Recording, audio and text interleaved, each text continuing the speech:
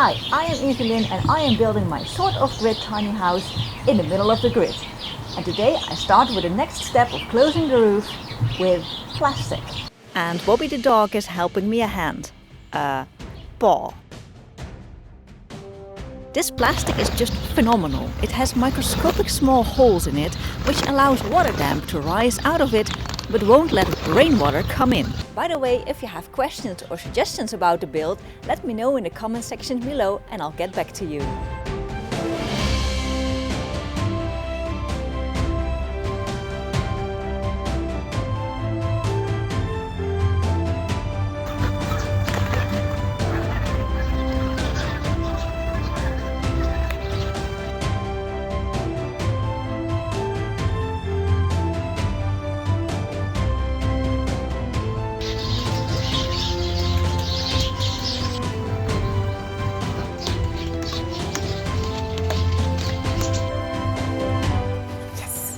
Finally dry. Now I can build the roof. After weeks of building the roof insulation, now it's time for sound insulation. I'm using recycled cotton for this, which reduces the sound from outside with 42 dB. That's about 85% of the sound. Why do I need that? Well, apart from the occasional party here or there in the vicinity, there is this lovely fella that has made his sleeping spot right next to my house. That wouldn't be a problem if he wouldn't scream at night. And if that weren't enough, then the roosters will wake me up too early, so I need to protect my sleep.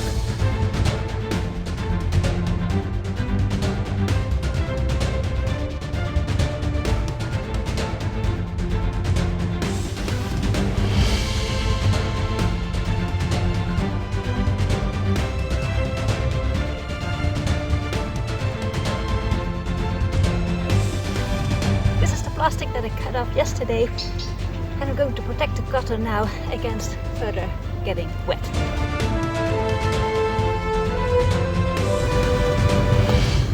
That's done for now. Next steps could be to pre-drill these, then to put on the wedges, then the plates, then the underlayer of the roof ladder, and then the roof ladder itself. Since it started raining again, I'm not so sure it's going to happen all in one day. But okay, this is the next part.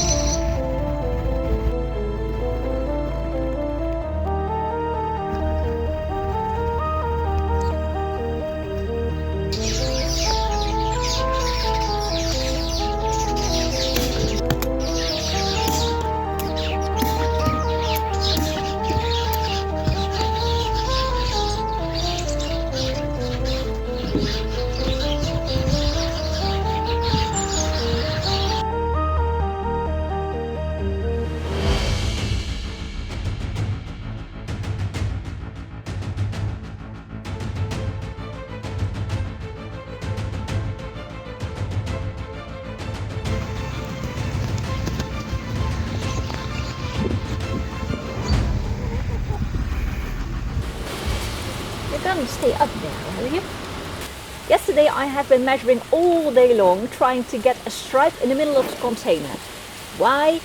Because I want to put up the plates, and if I start with those wrongly, I will end at the other side of the container completely out of focus, and I don't have the width of that.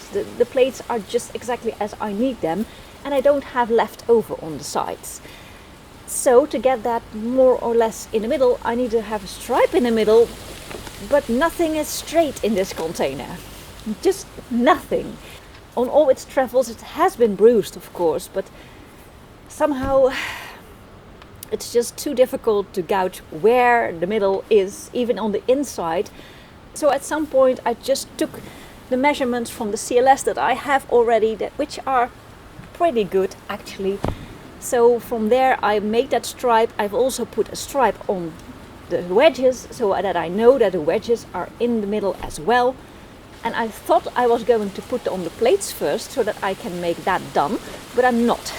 I first am going to put on more cotton insulation, plastic on top of that, and then I'm going to put 4 plates, oh, and the wedges, of course. Don't forget the wedges. And then I'm going to put on 4 plates simultaneously so that I know better that they are in the middle. But first, the next segment.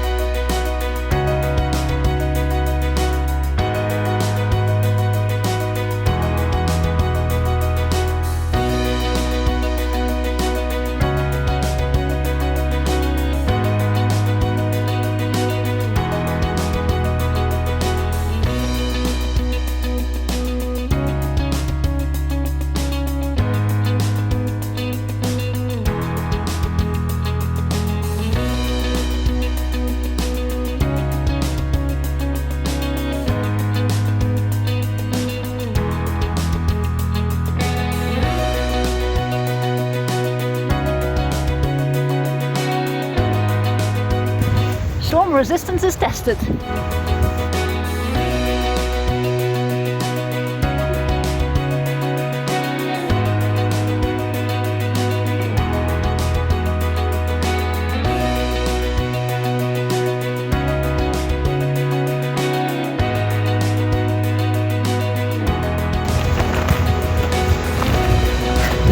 I somehow guess that this is more easy when it rains than when it storms. So on to the next step.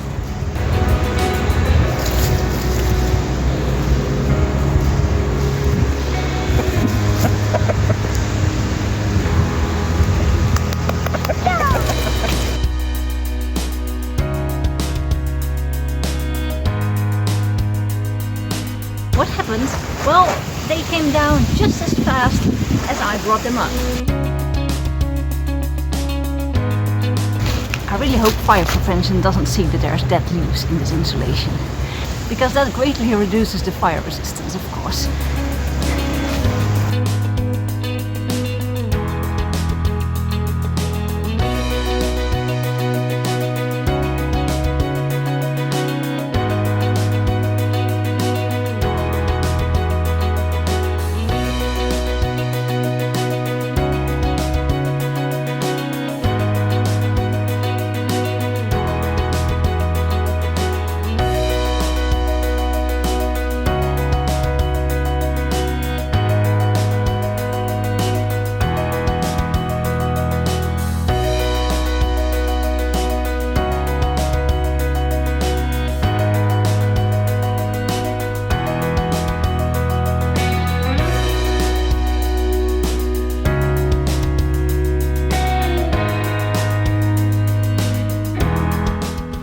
Okay, building in a storm really is way more difficult, but building in rain is not so attractive either.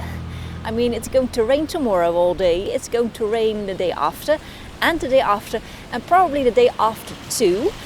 Mainly the whole of the coming up 2 weeks it's going to either rain or drizzle.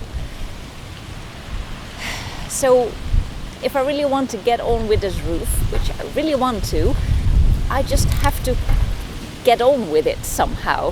Whether the weather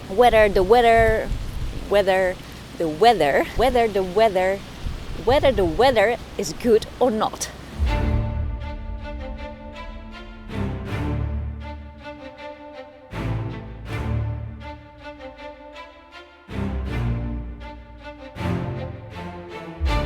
And now I have quite a difficulty coming up. I have this plastic right here which is flapping around like crazy, and I need to cover the new laid cotton up too. But there's got to be an overlay. and that overlay is coming underneath one of the wedges. Preferably I would tack both of the plastics on the underside of the wedge and then pull it back over again and then put all the plastic there. But that's quite a thing in this wind, so I'm not sure that is going to work, and I don't have a plan B yet. And if it doesn't work, I'm pretty much screwed. No, I'm not. I'm then going to think about something else. I'm just going to try this first. And I need more stones to keep that plastic down. Forget the stones, I'm just going to do that with the wedges.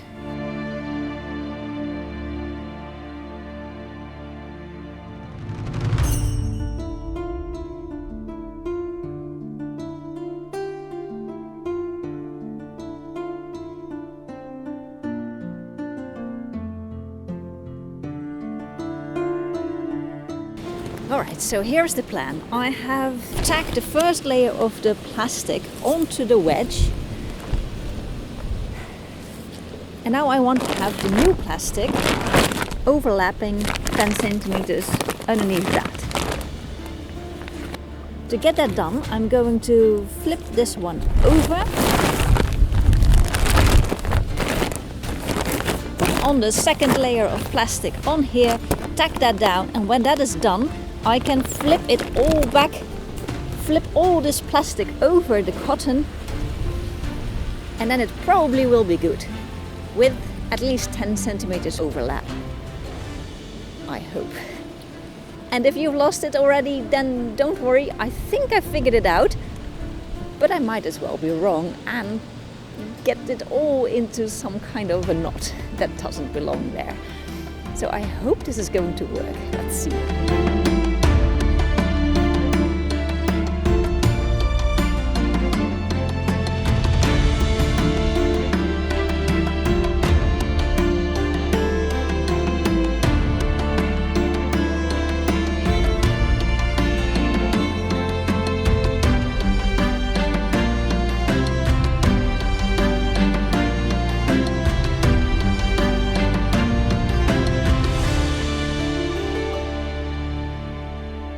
That worked! So now I know a lot better how to continue on this roof, but this was really a stormy week.